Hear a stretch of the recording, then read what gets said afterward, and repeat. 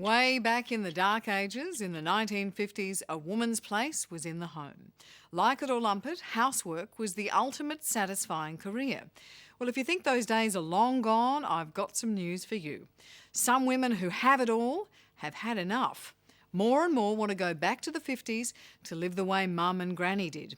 They're giving the old-time feminists the flick and ditching their jobs, staying home to look after hubby and the kids. In fact, 2/3 of Australian women say they'd do it if they could.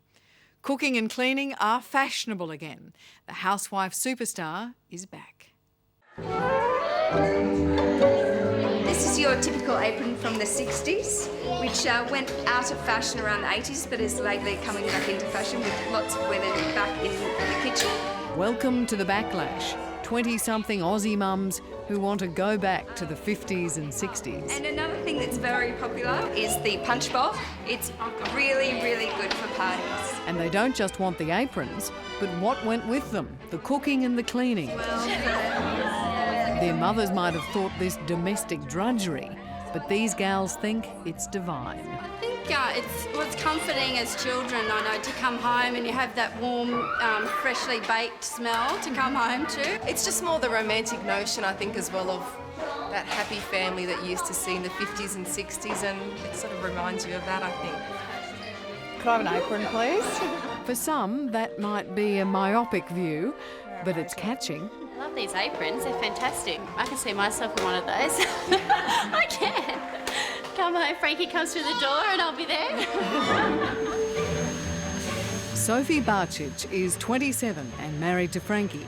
She stopped working in the fashion industry when 11-month-old daughter Sienna was born and has no plans to get back into the workforce. This is going to sound really old-fashioned now.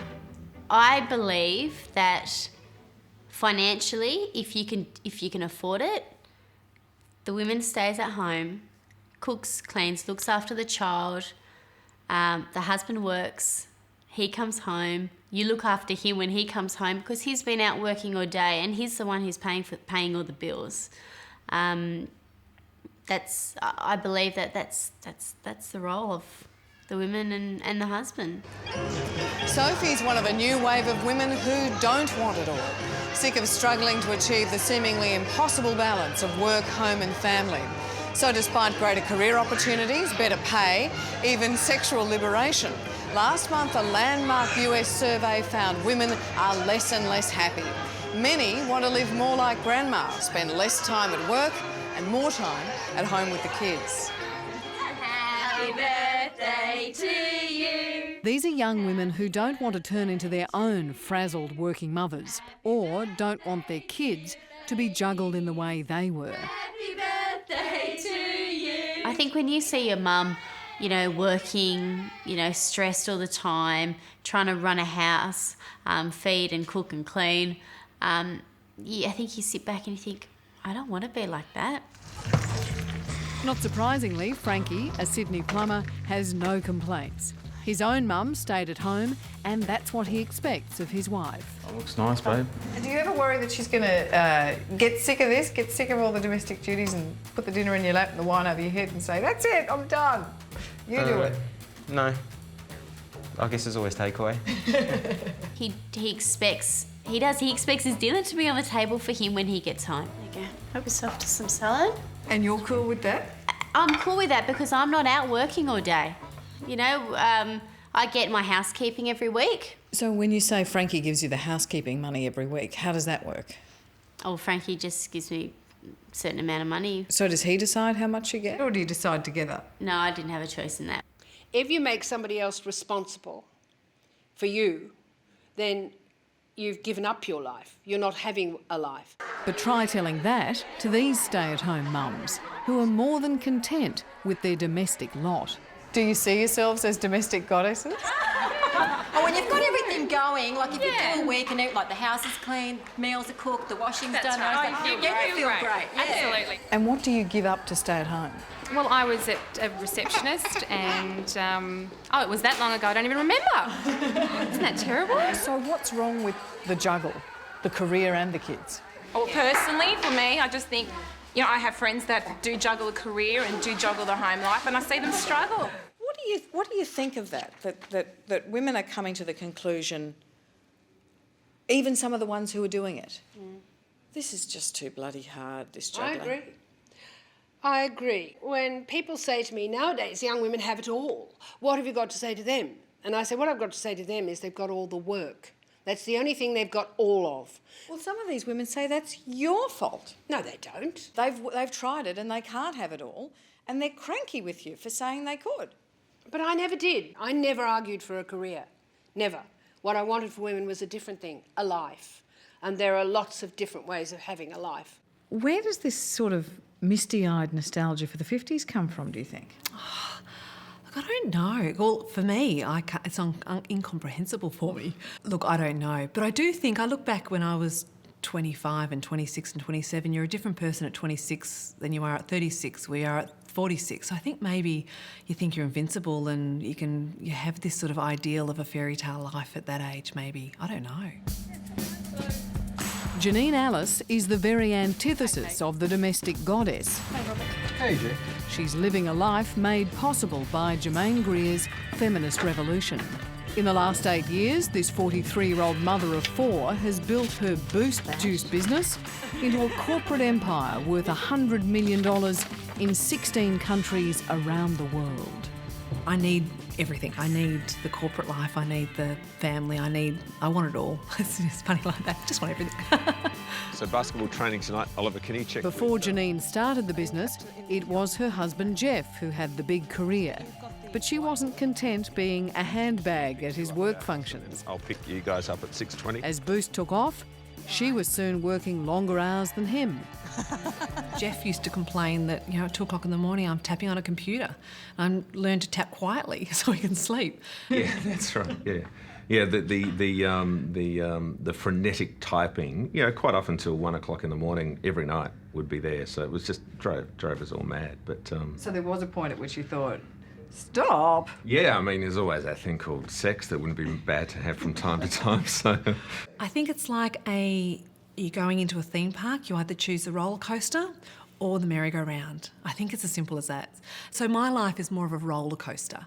I think a life of being a housewife or that type of role is more of a slower ride. But I like the roller coaster, but with the roller coaster comes the highs, but the lows. At 35, stay-at-home mother of 2 Sonia Williams tried the corporate roller coaster, but quickly came to the conclusion that having it all, being that mythical superwoman, was impossible. It's bollocks, because I don't think... It's hard. It's hard trying to do it all. Some mums believe they have to have a career, a corporate career, and be seen to be juggling and managing it all. And if you're not seen to be doing that and be happy about it all, God forbid there's something wrong with you. And when everybody walks out of the house with shiny shoes, I mean, do you actually think, oh, they look good? They all look good. Yeah. You're an intelligent woman. Yeah.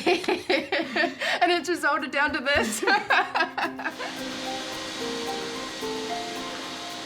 Sonia used to be an accountant, but now spends most of her day doing domestic chores for her family and actually resents the years she spent at university and the thousands of hours in offices climbing the corporate ladder, only to find it completely incompatible with motherhood.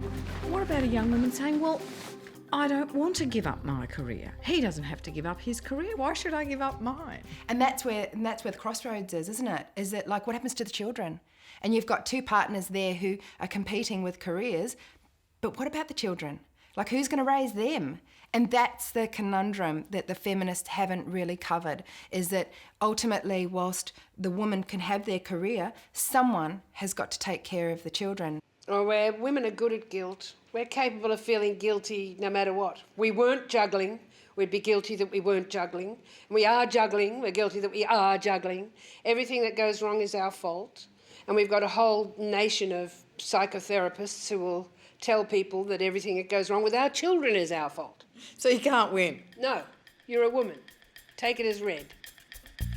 Sonia's found what she thinks is the perfect compromise, a way to work from home once she's clocked off from child rearing and the housework. All right, so this is the final page. She's a writer who's just finished her 3rd book, telling women how to set up businesses they can run from home. In the end, for women then, is there always a sacrifice?